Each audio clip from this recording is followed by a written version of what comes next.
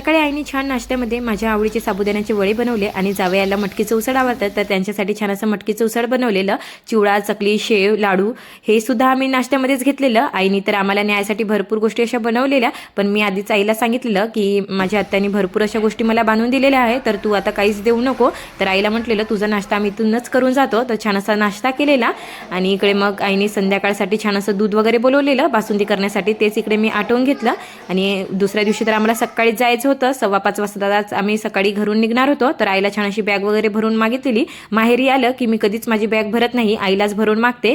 तर इकडे छान आईने सगळे कपडे बॅगमध्ये भरून दिलेले आणि संध्याकाळी छान असे भजे वगैरे बनवून घेतले जेवणामध्ये आणि छान अशी बासुंदी। तर इकडे आईचा स्वयंपाक होत नाही तर आम्ही सगळ्यांनी मिळून असं छान जेवण केलेलं। तर चला भेटूया उद्याच्या मिनी व्लॉगमध्ये। माझी व्हिडिओ तुम्हाला आवडत असेल तर नक्की आपल्या चॅनलला सबस्क्राईब करा, व्हिडिओ आवडला असेल तर लाईक करा। चला भेटूया उद्या, बाय।